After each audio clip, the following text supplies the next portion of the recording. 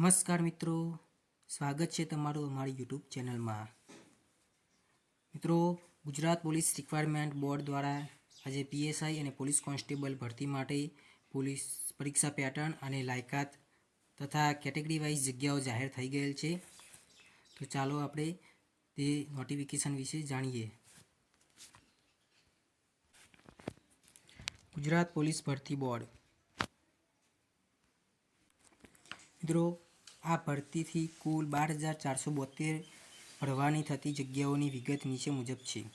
મિત્રો, એમાં બિન હથિયારી પોલીસ સબ ઇન્સ્પેક્ટર પીએસઆઈ માટે બિન અનામત માટે પુરુષ માટે 130 જગ્યા, મહિલા માટે 64, આર્થિક રીતે નબળા વર્ગ ઈડબ્લ્યુએસ કેટેગરી માટે પુરુષ માટે 31, મહિલા માટે 16, અનુસૂચિત જાતિ પુરુષ માટે 22, મહિલા માટે 11, અનુસૂચિત જનજાતિ પુરુષ માટે 48, મહિલા માટે 23, એસસીબીસી માટે પુરુષ માટે 85, મહિલા માટે 42. મિત્રો, આમ કુલ પુરુષ માટે પીએસઆઈની 316 જગ્યા અને મહિલા માટે 156 જગ્યા.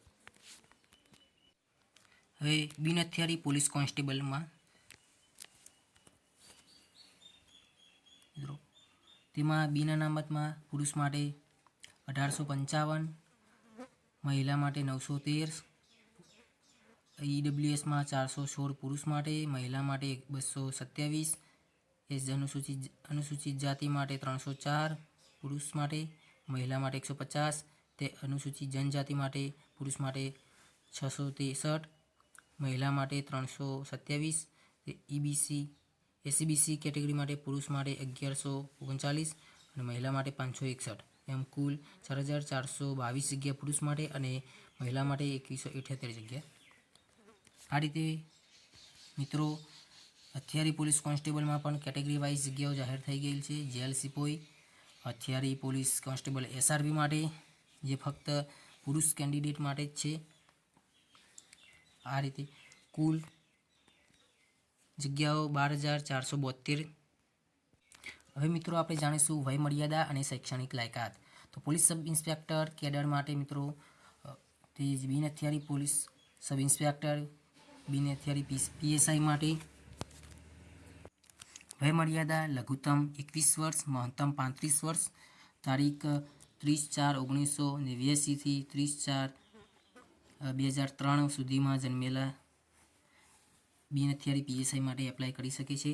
શૈક્ષણિક લાયકાત મિત્રો, આમાં કોઈપણ સ્નાતક ગ્રેજ્યુએશન પદવી મેળવેલ કોઈપણ સંસ્થામાંથી ગ્રેજ્યુએશન થયેલ બિન હથિયારી પીએસઆઈ માટે એપ્લાય કરી શકે છે.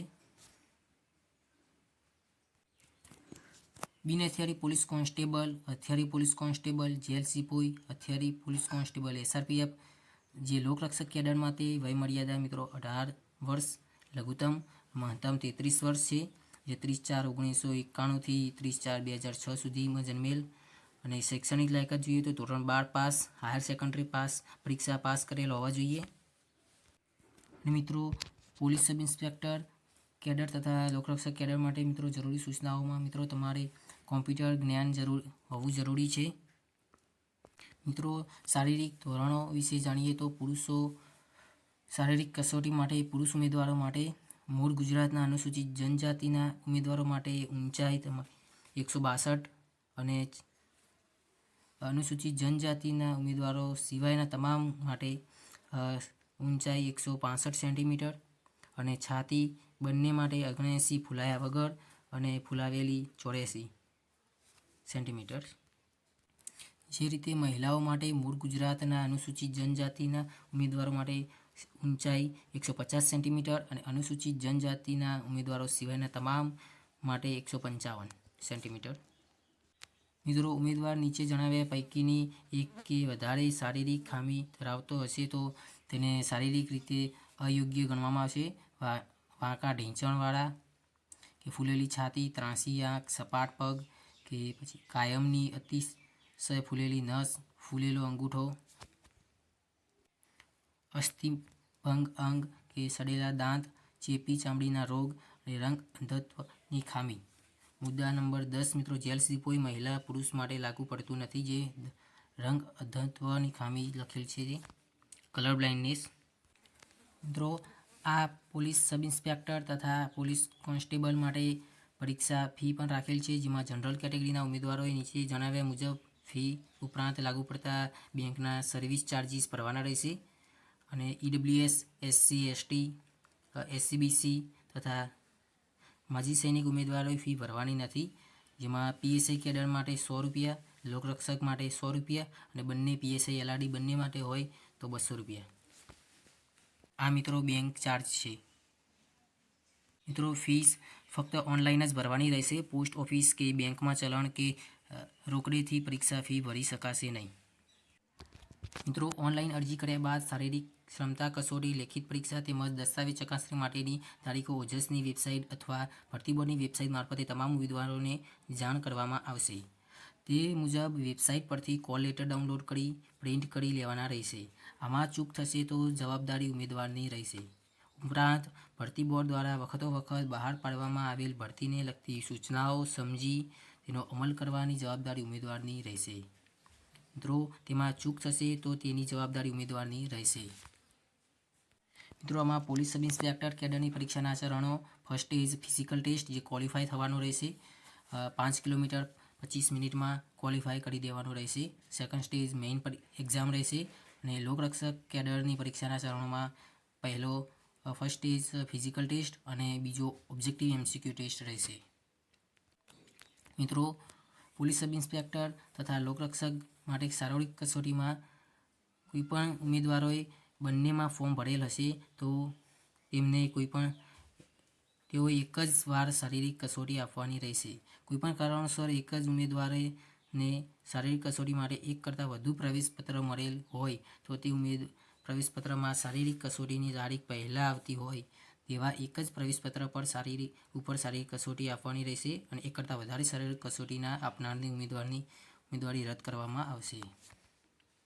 મિત્રો આ ફિઝિકલ ટેસ્ટ જે દોડ રહેશે. પુરુષ માટે 5000 મીટર દોડ એટલે 5 કિલોમીટર વધુમાં વધુ 25 મિનિટમાં દોડ પૂરી કરવાની રહેશે. મહિલા માટે 1600 મીટર દોડ વધુમાં વધુ 9 મિનિટ 30 સેકન્ડમાં દોડ પૂરી કરવાની રહેશે. અને એક્સ સર્વિસમેન માટે 2400 મીટર દોડ વધુમાં વધુ 12 મિનિટ 30 સેકન્ડમાં દોડ પૂરી કરવાની રહેશે. મિત્રો PSI માટે સેકન્ડ સ્ટેજ જે મેઇન એક્ઝામ છે તેમાં 300 માર્ક્સની એક્ઝામ રહેશે અને 2 પેપર હશે, જે ઓબ્જેક્ટિવ ટાઈપ્સ અને એક ડિસ્ક્રિપ્ટિવ ટાઈપ. જેમાં મિત્રો પહેલું પેપર જનરલ સ્ટડીઝ MCQ 200 માર્કના હશે 3 કલાક અને બીજું પેપર ગુજરાતી અને ઇંગ્લિશ લેંગ્વેજ સ્કિલ હશે, જે ડિસ્ક્રિપ્ટિવ 100 માર્ક્સનું 3 કલાક. ટોટલ 300 માર્કનું 6 કલાકનું પેપર રહેશે. તો જનરલ સ્ટડીમાં મિત્રો જે 100 માર્ક્સ 100 MCQ અને 40% મિનિમમ ક્વોલિફાય માર્ક રહેશે. પાર્ટ A અને પાર્ટ B, જેમાં પાર્ટ રિઝનિંગ અને 50 માર્ક્સ અને ગણિત મેથ્સ જે ક્વોન્ટિટી એપ્ટિટ્યૂડના 50 માર્ક્સ 100 માર્ક્સ રહેશે. 0.25 નેગેટિવ માર્કિંગ રહેશે. અને પાર્ટ બીમાં મિત્રો 100 માર્ક્સ જે 100 MCQ 40 માર્ક 40% મિનિમમ ક્વોલિફાઈંગ અને નેગેટિવ માર્કિંગ 0.25 ઓપ્શન એમાં આવશે, જે તમારે નેગેટિવ કાપવા માટે. અને જે ટોપિક છે ભારતીય બંધારણ 25 mark, history, geography, culture, heritage 25 mark, current affairs અને જનરલ નોલેજના 25 માર્ક, પર્યાવરણ વિજ્ઞાન અને ટેકનોલોજી અને ઇકોનોમિક્સ જે 25 માર્ક. ટોટલ 100 માર્ક્સનું પેપર રહેશે. આમાં MCQ ટાઈપ હશે, એક પ્રશ્નનો 1 માર્ક અને 0.25 માર્ક નેગેટિવ માર્કિંગ રહેશે. પાર્ટ બી બીજું પેપર જે છે ગુજરાતી અને ઇંગ્લિશ લેંગ્વેજ સ્કિલમાં, એમાં 100 માર્ક્સ માટે 3 કલાક અને એમાં ગુજરાતી લેંગ્વેજ માટે એસે જે 350 વર્ડ 30 માર્કના, પીસીસ રાઇટિંગ હશે, કમ્પ્રેશન્સ 10 માર્ક, રિપોર્ટ રાઇટિંગ હશે 10 માર્ક, લેટર રાઇટિંગ હશે. પાર્ટ બીમાં ઇંગ્લિશ માટે પ્રેસિસ રાઇટિંગ 10 માર્કનું, કમ્પ્રેશન 10 માર્ક અને ટ્રાન્સલેશન રહેશે ગુજરાતી અને ઇંગ્લિશમાં 10 માર્ક. ટોટલ 100 માર્ક્સનું પેપર રહેશે. મિત્રો NCCનું C સર્ટિફિકેટ ધરાવનાર ઉમેદવારોને વધારાના 2 ગુણ આપવામાં આવશે. મિત્રો લોકરક્ષક માટે જે પહેલો શારીરિક કસોટી પછી સેકન્ડ સ્ટેજ જે MCQ ટેસ્ટ હશે, જેમાં પાર્ટ A પાર્ટ B બંને. લોકરક્ષક કેડર માટે જે સિલેબસ છે, પહેલાં શારીરિક કસોટી પછી સેકન્ડ સ્ટેજ, જેમાં પાર્ટ A અને part B total 200 mark 200 MCQ 3 કલાક રહેશે. પાર્ટ એમાં 80 માર્ક 80 MCQ રહેશે, એમાં 40% મિનિમમ ક્વોલિફાય માર્ક રહેશે, નેગેટિવ માર્ક 0.25 રહેશે અને નોટ સિલેક્ટ અટેમ્પ માટે ઓપ્શન E આપેલ હશે. જેમાં રિઝનિંગ 30 માર્ક, ગણિત 30 માર્ક અને ગુજરાતી લેંગ્વેજ 20 માર્ક, એમ ટોટલ 80 માર્ક પાર્ટ A રહેશે. અને પાર્ટ બીમાં 120 માર્ક 120 MCQ રહેશે, જેમાં 40% ક્વોલિફાય માર્કિંગ રહેશે. બંનેમાં 40% પાસિંગ માર્ક લાવવાના રહેશે, નેગેટિવ માર્કિંગ 0.25 અને ઓપ્શન E નોટ અટેમ્પ્ટ માટે. એમાં પાર્ટ બીમાં ભારતીય બંધારણ 30 માર્કનું અને current affairs, science and technologies and general knowledge 40 mark, history, culture, heritage and geography of Gujarat and Bharat જે 50 માર્ક, ટોટલ 120 માર્ક રહેશે. આમાં બધા MCQ ટાઈપ્સ ક્વેશ્ચન રહેશે અને એક પ્રશ્નનો 1 માર્ક રહેશે, 0.25 માર્ક નેગેટિવ રહેશે. ઓપ્શન E નોટ અટેમ્પ્ટેડ માટે રહેશે. તો મિત્રો આ હતી આપણી PSI તથા પોલીસ કોન્સ્ટેબલ પરીક્ષા પેટર્ન અને લાયકાત તથા કેટેગરી વાઇઝ જગ્યાઓ. જો મિત્રો તમે આવી અપડેટ જાણવા માગતા હોય તો અને અમારી ચેનલ પર નવા હોય તો અમારી ચેનલને લાઇક, શેર અને સબસ્ક્રાઈબ કરવાનું ભૂલતા નહીં. થેન્ક્સ. જય માતા.